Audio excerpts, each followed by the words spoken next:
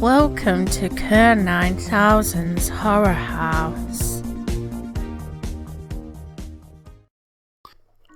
Okay, so I wanted to talk about Nightmare on Elm Street 3, which I've already talked about.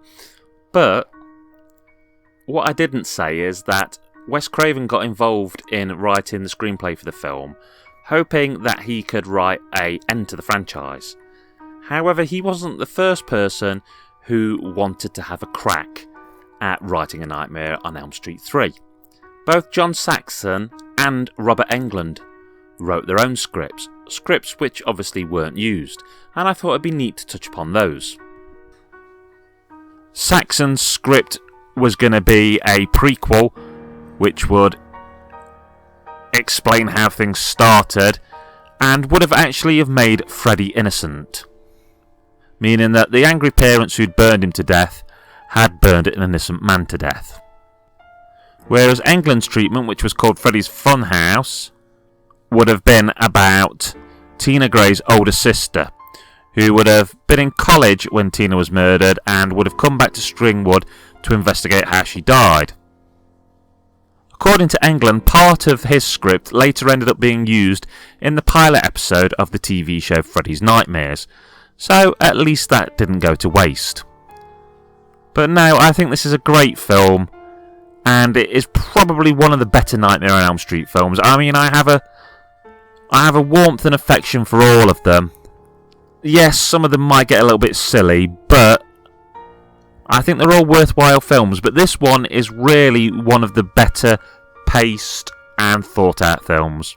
And it's just great to see Robert Englund living it up and giving it his all. But I do think, as interesting as the finished films might be, it's kind of neat to think about what could have been. I do think that there was a certain gem of a good idea there in Saxon's script. The idea that, it would make Freddy an even more pissed off character if he had actually been innocent. And yeah, I know you'd lose something in the fact that he's kind of got this sickness where he loves what he's done. But I don't know if that was right for Nightmare on Elm Street, but I think there was a good gem of an idea there that could have been spun into a horror of its own.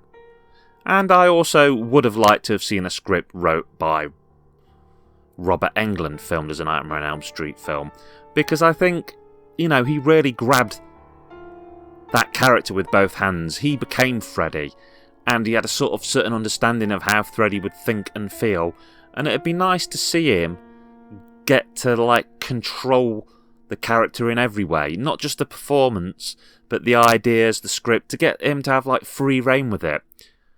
Still, the film we got is an amazing film, so go and watch it. And with that said, this is Kerr 9000 signing off, saying, welcome to prime time, bitch!